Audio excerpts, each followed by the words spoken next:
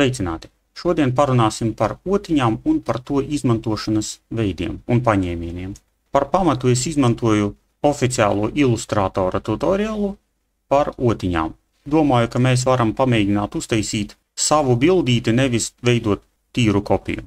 Tāpēc šajā gadījumā pārvietoju šo te darbiņu pagaidām uz leju un sāksim mēs ar uzrakstiņu izveidošanu ar rāmīti ar kaut kādām dekoratīvajām līnijām. Jūs redzat, ka gan rāmītim kontūra ir patterns, gan teksts ir nevis parasts teksts, bet ar kaut kādiem efektiem, gan arī ir dekoratīvās līnijas. Tad mums ir augi, kuri tiek veidoti no līnijām, un kaut kādi dzīvnieciņi, arī izmantojot līniju veidus. Pirmais, ko mēs darām, mēs uzrakstām kaut kādu tekstu. Šrifts mani apmierina, izmērs arī, un es to lieku lapas vidu, nocentrēju, un piešķiru krāsu. Šim failiņam jau mums ir kaut kāda krāsu palete, biblioteka, kuru es izmantoju aizpildījumam, kontūrai es izmantoju nedaudz tumšāko zaļo krāsu. Tagad otiņas efekti ir lūk šeit, vai, ja mēs attaisīsim Windows sadaļu, tad brushes, lūk šeit F5. Bet mēs nevaram pielietot šim te vārdam otiņas efektus, jo tas ir teksts. Tāpēc mums sākumā ar labo taustiņu vajag ieiet te iekšā un izveidot kontūras. Create outlines. Un tagad šīm te kontūrām mēs varam pielietot kaut kādu efektu. Nu, piemēram, lūk šādu. Mēs varam iet cauri visiem efektu veidiem un skatīties, kā mums mainās attēlojums. Tālāk veidoju rāmīti. Lūk šādu, aizpildu viņu ar kaut kādu gaišu krāsu, ieju šeit iekšā un izvēlos kaut kādu nelielu tonīti. Lai mainītu kontūru, es te izvēlos kaut kādu otiņas līniju. Nu, jūs redzat, ka šeit ir, lūk, šis te patterns. Mēs viņu varam paņemt, mēs varam paņemt citu. Lai kuru mēs paņemtu, mēs vēl varam viņu mainīt, izmantojot, lūk, šo te līnijas biezuma sadaļu. Šeit es uztaisīšu 3 mm, un te tas efekts ir, lūk, šāds.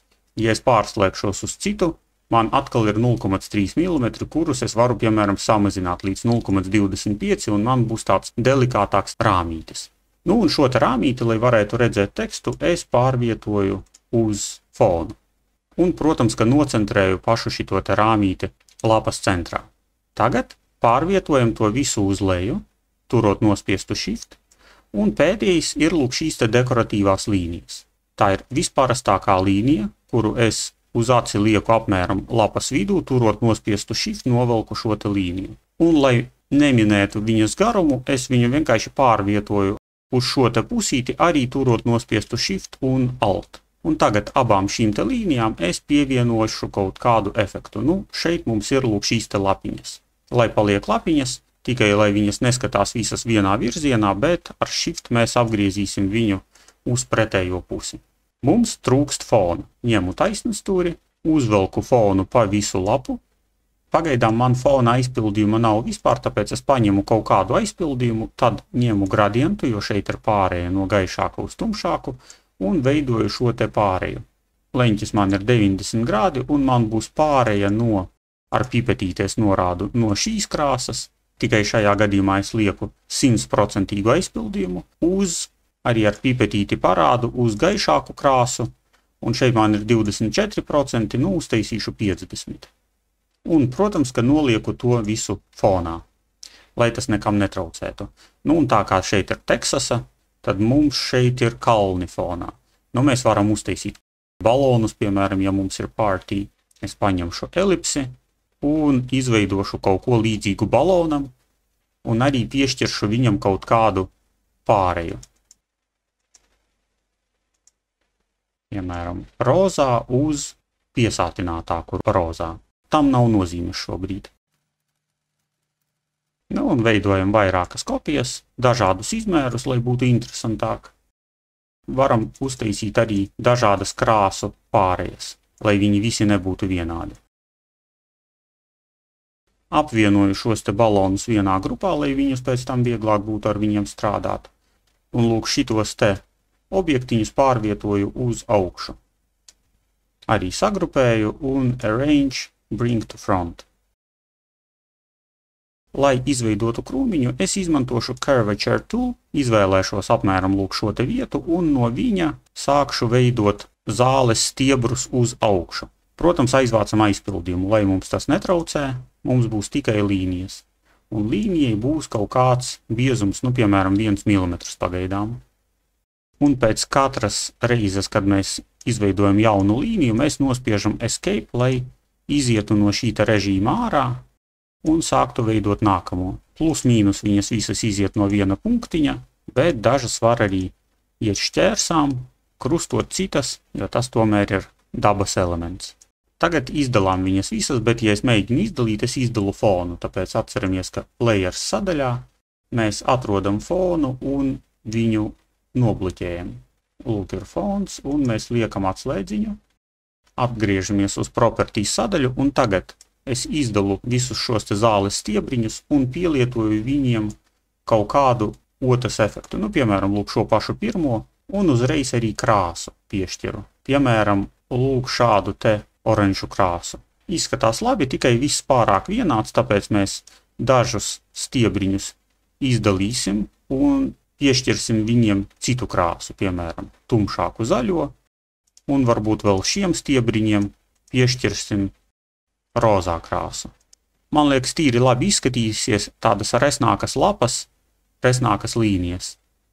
Pen tool, un ar viņu novelku vienkārši taisnas asas līnijas, sastāvošas no 2 punktiem katra, sākums un beigas.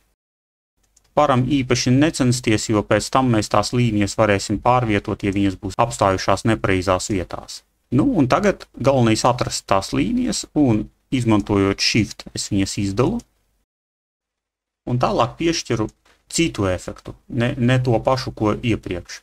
Un, protams, arī citu krāsu.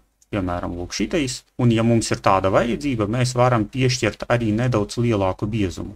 Šai gadījumā, man liekas, 0,5 mm izskatīsies labāk. Un ja kaut kura lapiņa ir aizmukusi ne tajā virzienā, kur es gribētu, tad es viņu mierīgi pārvietoju un ielieku tur, kur man vajag. Un tāpat arī dažas šīs testīgas mēs varam uztaisīt platākas, piemēram, 0,75, jo dažādākas mēs viņas taisām, jo dabiskāk izskatās. Un, protams, mēs varam vēl nokopēt dažus citus objektiņus, piemēram, šos te divus, un pārvietot viņus, vienkārši izveidojot viņu kopiju, lai viņi nebūtu pārāk līdzīgi, mēs viņus pagriežam, un pielietojam viņiem vēl, piemēram, lūk šitādu te efektu. Tā kā paraudziņā šīs te lapiņas, lai viņas būtu lielākas, atkal mainām mērogu, piemēram, uz 0,75. Pieņemsim, ka mēs uztaisīsim kaut kādu spēļu čūsku, kādu varētu uzzīmēt bērni. Tad mēs ņemam, piemēram, pen tool un veidojam, lūk, čūskas galvu un kā viņa varētu locīties pa smiltīm. Šitā un šeit aiziet aste. Izskatās diezgan labi, un mēs uzreiz pielietojam kaut kādu efektu, piemēram, lūk šitādu te, čūskas ķermenis. Lai viņš būtu interesantāks un netik plakans, es viņu nokopēšu, nokrāsošu viņu citā krāsā un apvienošu viņus abus atkal kopā. Izdalu ar Shiftu kontūras un izlīzinu pa horizontālo un pa vertikālo asi. Tagad šito te tumšāko es aizbīdu uz fonu, un šo kontūru, kas man parādās priekšā, es nedaudz izmainīšu. Viņai es varu pielietot citu štrihu, lai man būtu redzamas abas krāsas. Un, piemēram, šeit es nomainu štriha biezumu, un ja man kaut kur aiziet prom šī čūskas forma no apakšējās, tad es vienmēr varu viņu pielabot, izmantojot Direct Selection Tool. Un tagad mums ir tāda interesanta čūskas forma, izmantojot tikai otiņas instrumentu. Izveidošu šīs te čūskas kopiju un gribu jums parādīt vēl vienu lietu. Ja mēs izmantojam šo te biblioteku, mums var nepietikt ar to, kas viņā ir iekšā. Mēs varam atrast papildus otiņas, lūk šeit Brush Libraries menu. Ja mēs attaisīsim, mēs ieraudzīsim, ka mums te ir ļoti liels daudzums, piemēram, bultiņas. Un te mums ir liels saraksts ar tām bultiņām, kuras mēs varam izmantot. Piemēram, mēs paņemam lūk šitādu, viņa parādās mums te un automātiski parādās arī mūsu šajā te katalogā. Tātad viņš tiek papildināts katru reizi, kad mēs izmantojam kādu otiņas veidu no bibliotēkas. Piemēram, paņemam kaut ko dekoratīvu, un te mums būs kaut kādi dekoratīvie objektiņi. Tātad šajā otiņu sadaļā nav daudz to veidu, kurus mēs varam izmantot, bet bibliotēkā viņu ir tiešām ļoti daudz. Ja mēs tām iziesim cauri, tad mēs apmēram zināsim, kā mēs viņas varam izmantot, tāpēc to darām patstāvīgi. Tāpat šito biblioteku var atrast lūk šeit brašs sadaļā, ja mums ir aktīva kāda līnija mūsu darbā, tad lūk ir tā pati sadaļa, piemēram, artistika, varam izvēlēties šeit citu veidu štrihus. Nu, lūk, ko es izdarīju pagaidām. Piesēju virvītes baloniņiem, uztaisīju baloniņus caurspīdīgus un uzliku pa virsu uzrakstam, pievienoju čūskai vēl vienu līniju ar otiņas efektu, divus zobus un aci, un domāju uzlikt šeit priekšējā plānā tīģeri. Un to, protams, visu darām ļoti ātri. Ņemu bildīti no interneta ar zīmulīti, vienkārši lūk šitā te ļoti rupji apēju pa perimetru. Šo te kontūru nokrāsojam kaut kādā gradientā, pagaidām es ņemu vienkārši pāreju, piešķiru šai pārējai gradientu. Sākumā izvēlamies leņķi, tātad 90 grādi, un ņemam tīģera krāsu, tātad ar pipetīti es paņemu lūk šo te oranžo daļu, un ar otru pipetīti es paņemu lūk šo balto daļu. Tālāk līnijas es veidošu izmantojot to pašu zīmuli. Te precizitātei vispār nav nekādas nozīmes, tāpēc ļoti veikli ejam tam visam pāri.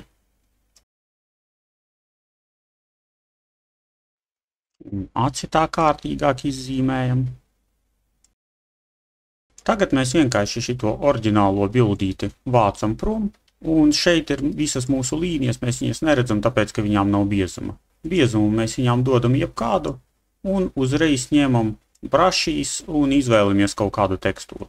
Un visas šīs te līnijas uzmetam virsū mūsu tīģerim.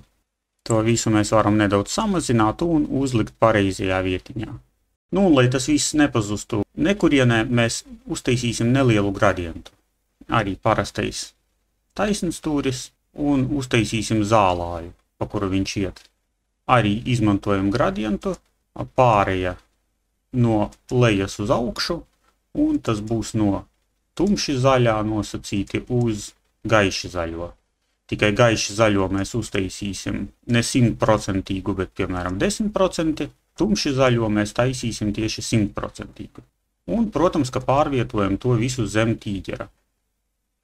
Izdalīt visu tīģeri, sagrupēt viņu, pacelt uz augšu. Pamēģināsim kaut kā dekoratīvi parādīt baltos laukumus ap aci.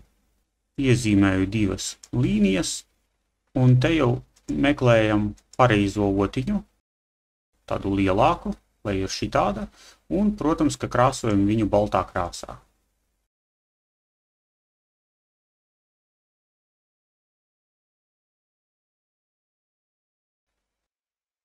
Pats pēdējais, ko mēs varētu izdarīt, tas ir pielikt ēniņu. Protams, ka šeit ēna nav tāda kā Photoshopā, bet nekas sarežģīts tas arī nav. Pieņemsim, ka ēna krīt no labās puses, un es sāku ar spalvu veidot kontūru nākamajai ēnai. Šai kontūrai mēs noņemam kontūras līniju un aizliejam viņu ar krāsu, vienalga ar kādu, jo mēs tik un tā ņemsim gradientu, piemeklēsim kaut kādas atbilstošās krāsas. Tātad šajā gadījumā, lai viņš aiziet uz 0, bet sākas no kaut kādas brūnganas krāsas, piemēram šitādas. Un noteiksim leņķi, piemēram 60 grādi, lai viņš krīt šādā te leņķītī. Tīģeri es pagaidām pavilkšu malā un uztaisīšu ēnu čūskai. Šeit mēģināsim atkārtot šo te kontūru. Tātad galva būs lūk šeit, te kur viņa pieskaras pie zemes, mēs būsim nedaudz tuvāk, un šitādā te veidā mēs izveidojam diezgan ticamu ēnu, un šeit beidzas aste.